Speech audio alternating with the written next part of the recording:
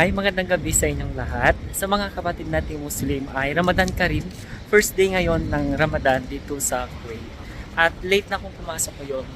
6:30 yung trabaho ko hanggang 1:00 ng umaga. Ting Ramadan pala dito sa Arab countries, yung yung duty namin ay 6 hours lang. Tapos meron kaming 30 minutes na break. 6:18 na ng gabi ngayon at futur na sa mga Muslim dito. Yung futur, yung oras na nila kainan ng mga Muslim kasi 'di ba fasting sila. Kaya ngayon, kainan na nila ngayon. At nakakapanibago pag mga ganitong oras, +6 na yan, walang mga katao-tao. Kasi busy yan sila sa mga restaurant, sa kanilang bahay, kumakain sila. Tsaka tingnan nyo yung yung bilihan ng mga appliances, tsaka mga gadgets. Walang katao-tao. At sarado yung isang appliance center pa dito, yung Bests.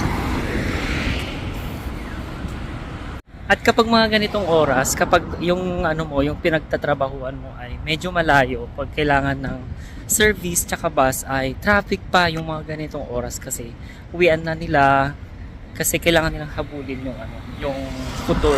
At kapag Ramadan ay konti lang yung yung pupunta sa mga mall.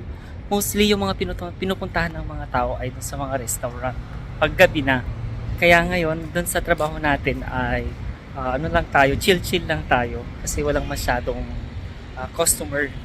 Share ko pala yung experience ko tuwing Ramadan dito sa Kuwait. Noong nasa Cordoba pa ako, parang isang barangay lang dito sa Kuwait yun. Pagka mga 5:30, 6 ng gabi ay merong nagbibigay ng mga pagkain. Yung pagkain na yon ay para sa futur, yung kinakain ng mga Muslim dito. Kompleto yan siya, meron siyang rice, kung hindi chicken, yung beef, tapos meron siyang prutas, at saka kubos minsan, at meron siyang yogurt. At naalala ko pa noon, kasi meron kaming break hour doon sa pinagtatrabahoan ko dati na 1 hour. Sumasama ko doon sa mga malapit sa mosque, pag kumakain sila. Parang yung mukbang, ay hindi, para siyang bottle pipe. Maglalatag din sila doon sa may lapag. Tapos doon sila salo-salong kakain. Nakikjoin ako, yung mga kasama ko, yung mga Indiano, mga Muslim na Indiano, mga Bangladeshi, tsaka mga Egyptian. Masaya siya, tsaka malinis yung naman yung pagkain nila. At i-share ko din pala yung mga bawal pag Ramadan. Pag Ramadan ay bawal na kumain sa labas, sa public. Bilang respeto na rin natin sa mga Muslim kasi 'di ba fasting sila.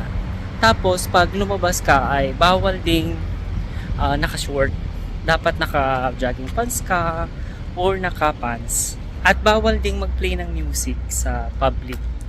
Bawal din palang uminom ng kahit anong drink sa public places at saka manigarilyo. At yan lang yung experience ko ng Ramadan dito sa Kuwait. Kung bago ka pa lang sa aking channel ay huwag nyo kalimutang mag-subscribe at i-hit nyo yung bell button para lagi kayong update sa mga newly uploaded videos ko. Kung naghahanap pala kayo ng oversized t-shirt, 100% cotton at spandex, ay bisitahin nyo lang aming Shopee account, LFB Apparel. Marami kayong mapagpipiliang mga designs.